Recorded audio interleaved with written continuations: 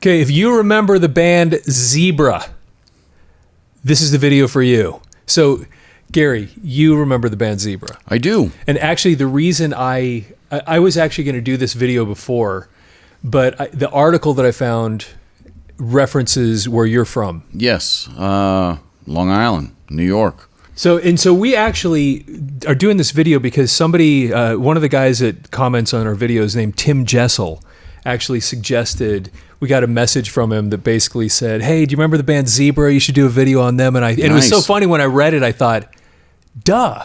Yeah. I used to love, I mean, this is the one I bought in higght school. So as soon as he said that, I was, well, yeah, we have to do that. And then I immediately found something and I thought, oh, I got to wait till I see Gary because there's so much stuff. So the question I had for you was, did you hear of them? I know we were very young at the time, but did you hear of them before they got signed? I mean, because they were from New Orleans and they were also in Long Island. So had you heard of them? I thought for a long time that they were a Long Island band because they were playing all the time. Like, I remember them in the papers, or you'd want to go out with friends or see, when I was getting into kind of like the music scene, they had like clubs and places that, you know, you'd hear it on the radio because everybody listened to the radio. WBAB 102.3, that was the rock station on Long Island.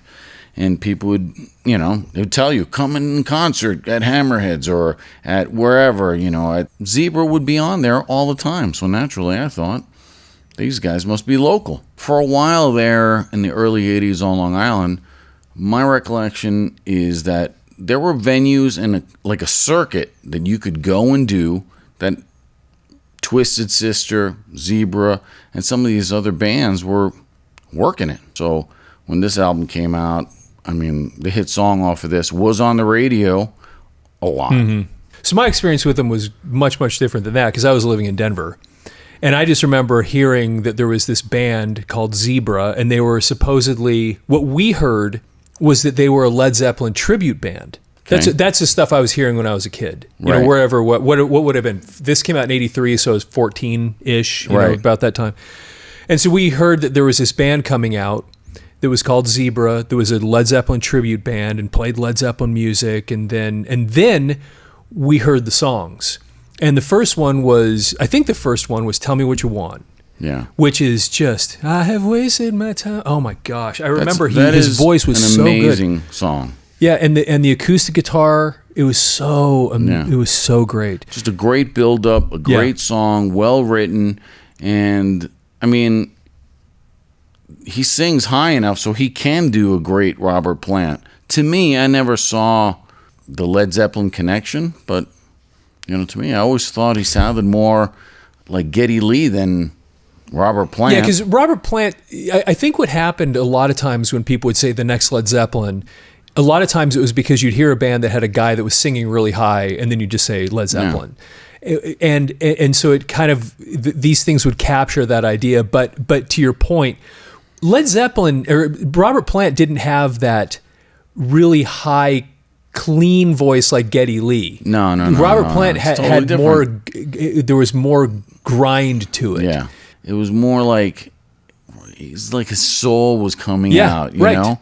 As opposed to, hey, I'm singing in this octave range. Just that I'm singing really high. It was like, yeah, exactly. That's a great way to put it. I think a lot of people just associated the high-pitched voice, but you're right. His voice, I only associated it that way because everybody was saying it. Right. And I think look, if I'm a journalist and I need people to check out my article, what am I going to do? The next Led Zeppelin. Yeah. It's an easy audience grab, like, ooh, let me check these guys out. Beatles, Led Zeppelin, those are your two biggies, and then there's others around them, but those two people are always making these comparisons.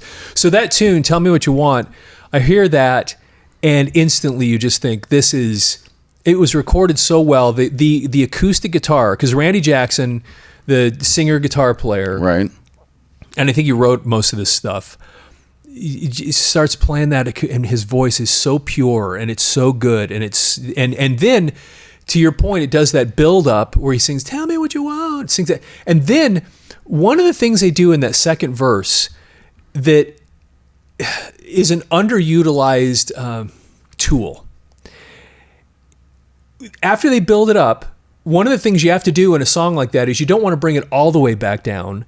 You want to bring it down a little bit in the second verse, so it's still a little bit higher than the first one. Right. And one of the tricks they do, and if you listen to it, you hear it. It's like they hit that. I don't know what key it's in, but they ride one note, dun dun dun dun dun dun dun dun dun dun dun dun dun dun dun, and it adds this little. It's almost like it adds to the buildup. Yes, there. It in that second verse, it's so subtle, but it's like this little energy, and it's.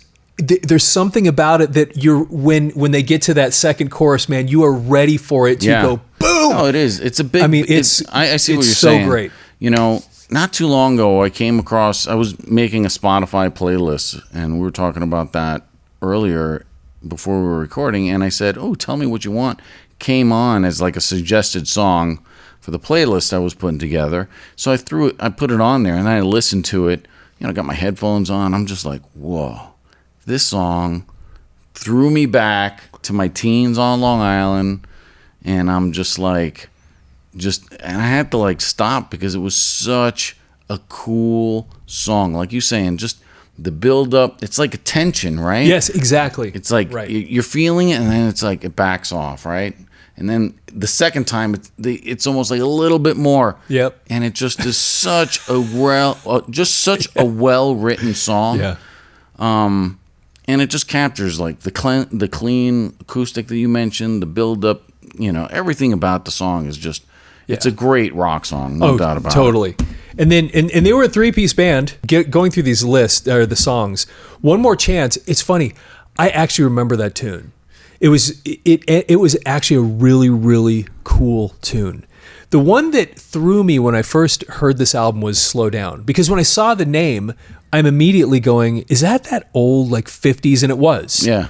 And the cover. Yeah. Who's Behind the Door is actually kind of an epic song, because it not just builds, but when it gets to the end of the song, it moves into this whole new thing. And it's a great tune.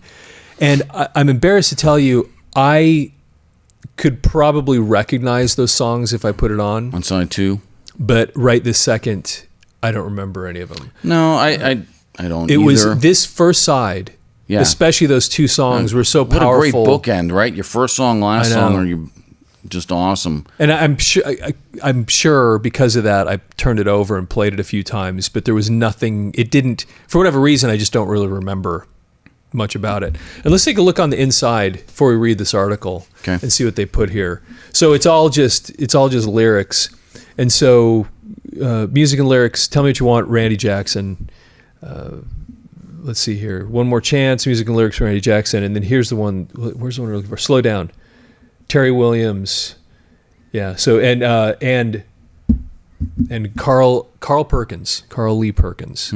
So so this is an old like 50s tune. Yeah. So and then Randy Jackson. So and the other thing about Who's Behind the Door, that I wanted to mention, it's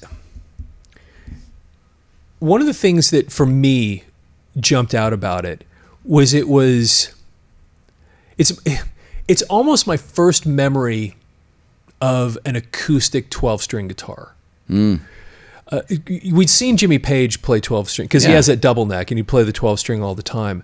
But then when I remember seeing the music video because that's right. Because the beginning of the song has this has this whole piece that he's written that just moves around before it actually gets into the we sailed away, we walked 1,000 miles, and then we slipped away. That's when it gets into that, and then that's right. And but the 12-string guitar is so beautiful. Yeah, it sounds great. And I remember that I would just sit and listen to that 12-string because the 12-string guitar, especially those acoustics, it's amazing what those extra strings do. It just fills the sound. All of a sudden it goes from, hey, that sounds great, to big, and it just full and just majestic almost. And I remember that about that tune. That 12-string. Do you guys remember that 12-string guitar? The first time you heard this and you heard that 12-string acoustic, because like I said, I'd seen them before, but this is the first time I really remember going, that is That sounds special. cool. That is something special. Yeah, I mean, So, for somebody that's growing up on, with rock and stuff, we weren't listening to a lot of acoustic type stuff. I mean, Led Zeppelin 3 yeah, has a ton. and Jimmy Page actually used 12-string acoustic all through. on a bunch of their stuff. Yeah, But, absolutely. But it wasn't like I'm listening to country stuff or stuff that wasn't rock. Yeah, it wasn't. Acoustic was not something. But then later on, you start hearing, okay, why does that sound different? Yeah. You're breaking it down more as you listen to you the become aware albums. of what you're listening to. Well, absolutely.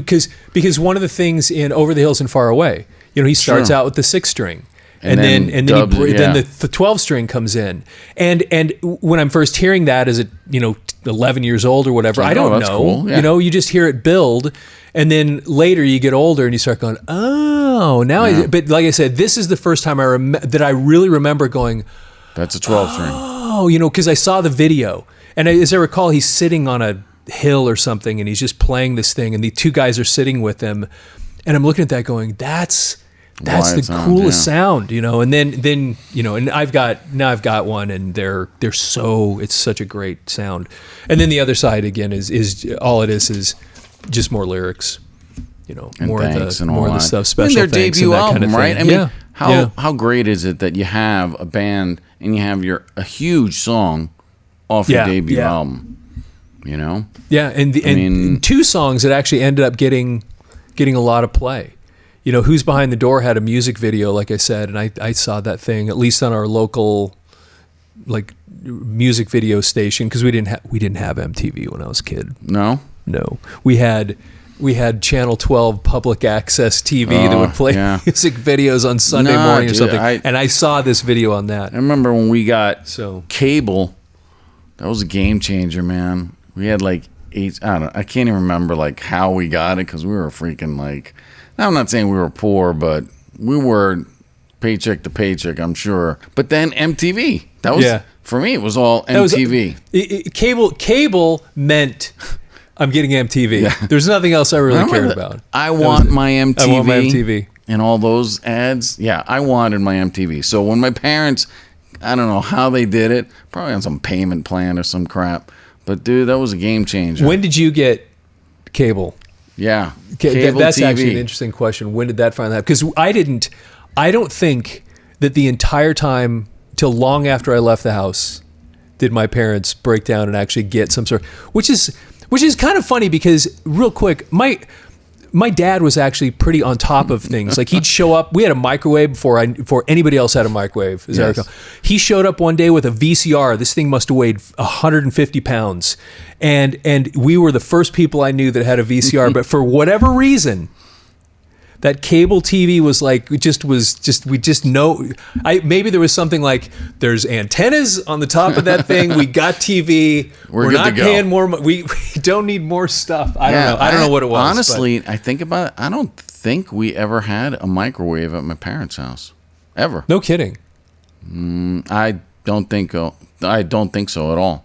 Okay, so what we have here, like we do on this channel a lot, is we found a little newspaper article, and it actually makes a reference to Zeppelin, and it says zebra in Led Zepp turf. And this, like you said, is from the Newsday, New York, May 13th, 1983. And the record came out it would have been just a couple months before this. Sure, yeah. And it turns out, like I said, we had heard that they were a Zeppelin tribute band, which wasn't true, but they were a cover band. Yeah. And they were just, like you said, they were playing all over the place, and part of getting gigs like that all the time is you're playing cover music. Your teeth? Yeah. Right? You play covers, and then you start throwing in, hey, your band that you're playing cover, hey, I start noodling with an idea, next thing you know, you get your own original song. Yes. And you build up from there. Maybe that's how these guys And frequently don't tell the bar owner that that's what you're doing. Yeah. You just play the song. Because they a lot of times don't like by that. us. Yeah. Right. Okay, so here we go. So let's read this. This is actually a pretty interesting article. Zebra comes from the all-American city of New Orleans, Long Island. The trio, which performs tomorrow night at the Palladium in Manhattan. And do you know what that is? Yes. The Palladium was a cool place to play. Okay. Do you have any idea how many people it would hold? I think a couple thousand, maybe. Okay. So not huge. Not huge. Okay. Let's see. I'll look that up. Has done more than maintain dual citizenship in the states of Louisiana and New York. It has helped keep America competitive in an area crucial to the nation's welfare. It is an issue as critical as the youth of America, as the missile gap is to their defense-minded seniors. I speak of the Led Zeppelin gap. The Led Zep Gap has occurred every few years since the early 70s. It usually emerged when it became obvious to masses of hard rock fans that Led Zeppelin, the ultimate, the behemoth, the big one, was not going to come out with a new album that year. There was a lot of those years, actually, in the 70s when Led Zeppelin didn't come out with an album. And was not going to be giving any concert performances. Something or someone had to take its place. Van Halen, Aerosmith, and AC/DC are but three of the beneficiaries of Led Zeppelin's extended absences from the arena. Although it ought to be noted that Aerosmith's ride to the top also came at the expense of a softened, paunchy, mid-1970s Rolling Stones. Dude, it's funny. I remember in I don't know what this would have been. This was 91 or so. I heard a radio announcer talking about the Rolling Stones, talking about how they really needed to retire because they were too old. And this was in like 91. No, and they're still going. Yeah. I mean, I saw them in Steel's Wheels tour because Living Colour was opening up for It's just them. funny to think of this. In the mid-70s, they're like, all right, they've been around. They're old. Yeah. And it's like, just wait. We're not even close to old yet. Yeah, I did look up the Palladium. Okay. It was originally called the Academy of Music. It was a movie theater, concert hall, nightclub in New York City on East 14th Street between Irving Place and 3rd Avenue. Opened in 1927. And you know where that is, obviously. 27. Yeah. I don't know Manhattan. anything about I didn't look up the seating capacity. But go ahead. Okay. I'll bring that up next. Let's see here. So, with Led Zeppelin having officially disbanded, the Led Zep Gap has become a permanent syndrome.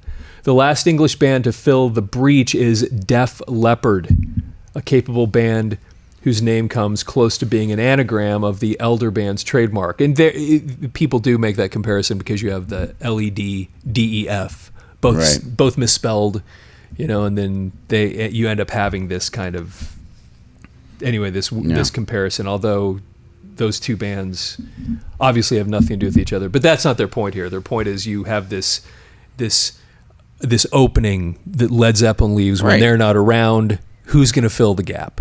For sure. So, 3,400. That's how many. Okay, which wasn't too far. Which is off.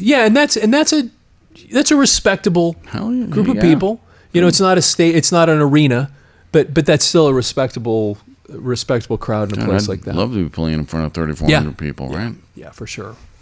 Zebra has been filling the Led Zep Gap in clubs in Long Island and Louisiana since 1977. Its debut album, Zebra, the one we're looking at, recently has been released by Atlantic Records, encouraging these southern northerners to take their message to the other 48 states.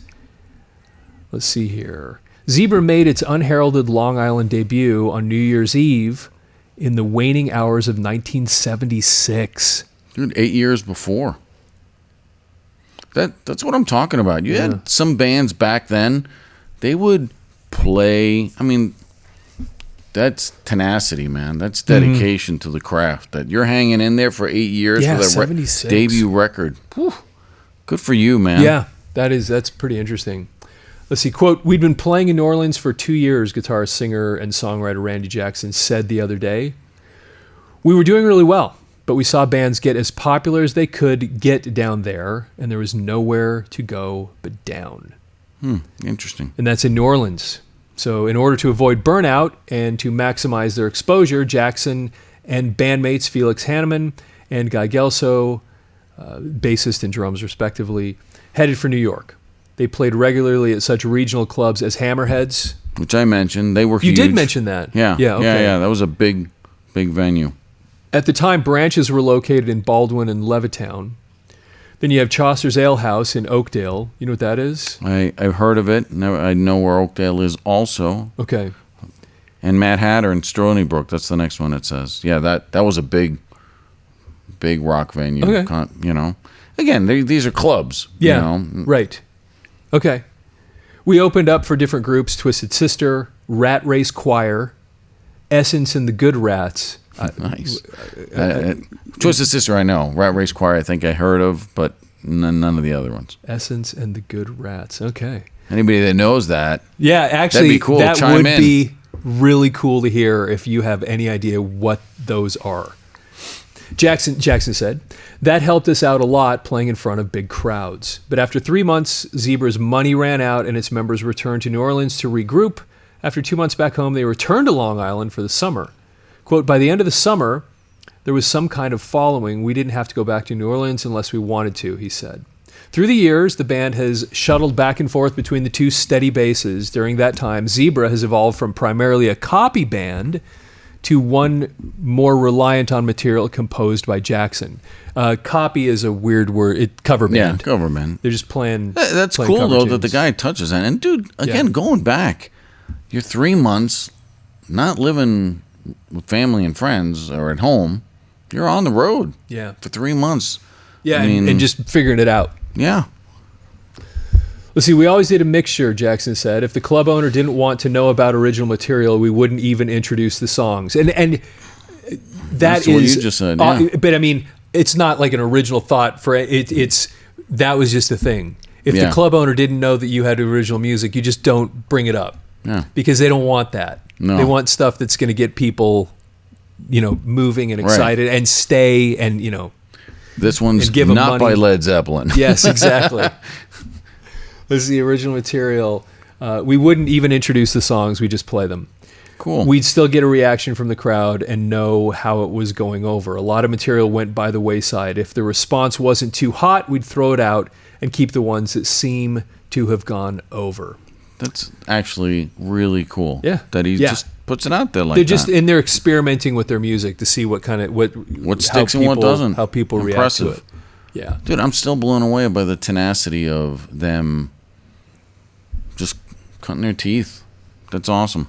Yeah, that's right. I think I've and said sticking awesome to a it for that thousand times, long. but and- no, that's really impressive.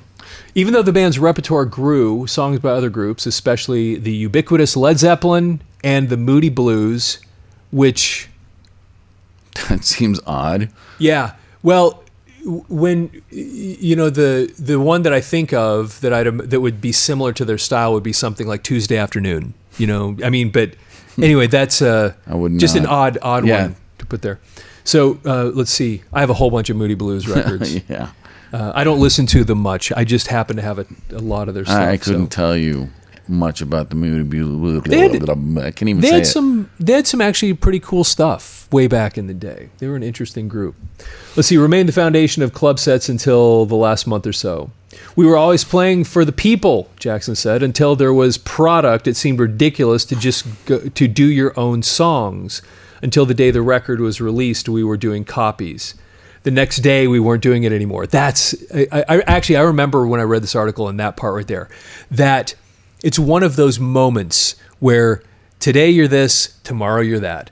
Tonight I'm playing a bunch of cover tunes. Today, the next day, I'm playing my own stuff, album out, on the radio. Yeah. And life changes that fast. It's so cool. No, I think that's impressive, right? Yeah. I am Now no there's- longer a cover band. Yeah. We're playing our own material. Overnight.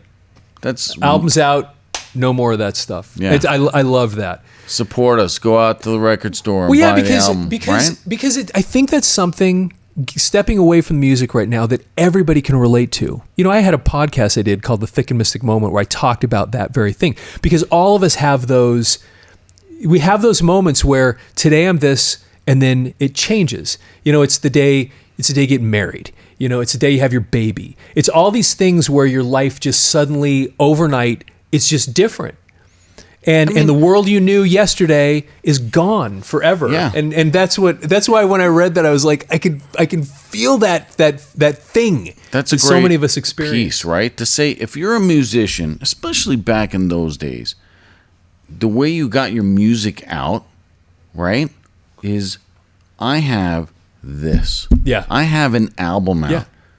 Who else can say that other than other musicians, right? Or, occasional comedian that has a live album or whatever, right? But to say that, nobody Nobody can take that away from you. You have an album out. And there are, I mean, you can go to, a record store now. There's people that you're like, how did this ever get made? With the covers, through the pawn shop or used record store now.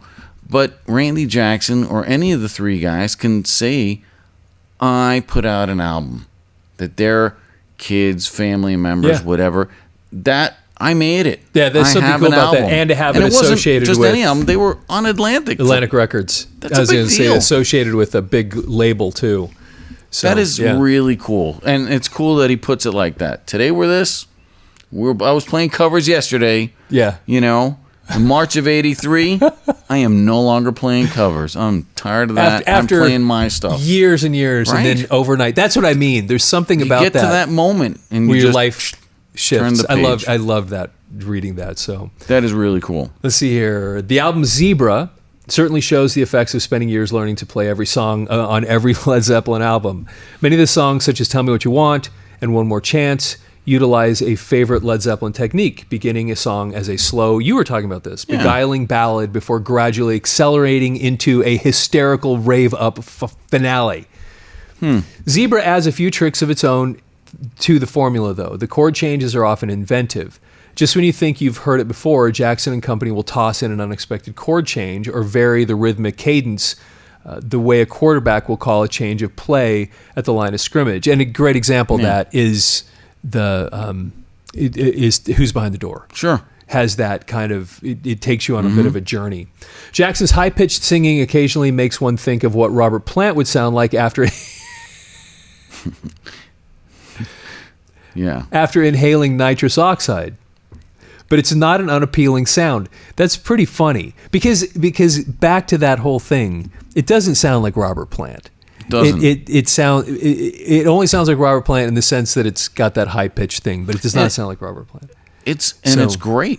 But let's see, and master hard rock producer Jack Douglas gives the band a commanding aural presence, and that's true.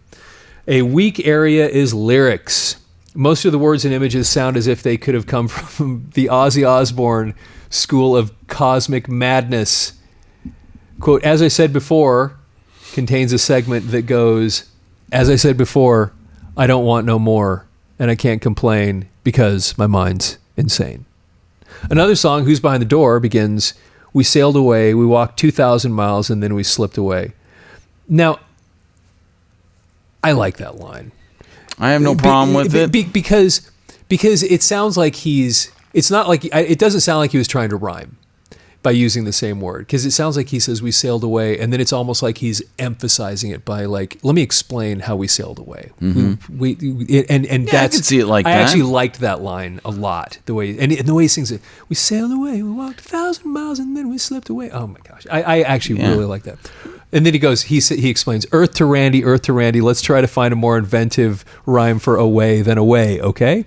But anyway, I thought that was kind of an interesting thing, and they even go so far as to put pictures of the two of them together right there. They have this very early photo of Led Zeppelin next to the photo of Zebra, which is, by the way, I always find these things kind of interesting because they reverse the negative of the back picture from the album.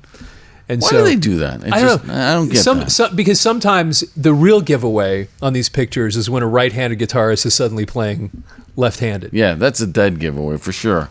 Sure. Just like somebody wasn't paying attention or didn't know what they were doing here. So, well, maybe Wayne Robbins, the journalist who wrote this for New York Newsday, as maybe true to his journalism degree, is probably like away and away does not rhyme. I got to put something and just jab at him a little bit, because everything sounds too good. Yeah, that's okay. But Zebra is a band. I mean, they had a couple albums after. Yeah. And I have one of them. Yeah, like I said, I remember this one. Is a little bit before my time. But I remember hearing them on the radio a lot, and I would have loved to seen them live. It was before our time in the sense that we were just starting to go to concerts, and you could not get into a club. Well, exactly. For me, when they're playing clubs like Twisted Sister Yeah, and it some is of the before clubs that your they time. mentioned here, yeah, I had to wait 18, maybe, you know. I never saw them in concert. I'm sure they Can't came remember. through Denver at some point, but I bought this. I mean, this is the one. I think I said that. This is the one I bought, and when I heard that song, because I was buying so many records, man. But I fell in love with those two songs. Because you I thought weren't they were buying amazing. cable. You were saving that I was music. not. Yeah, that's right. I was not paying your cable bill. was spending Buying that money records. on vinyl that I'm finally putting to use. I've been carrying thousands and thousands of records around with me for Yeah. 40, 50, 70 years or something. And now I'm like, you know what? We're going to make these things, put them to use. The nostalgia, right? Yeah. Of having these. I think it's just cool that this is the one that you bought. You Yeah. still have it. I think I helped lug some of your collection You did in lug and it a out of few college. times. Yeah. And back to Denver once.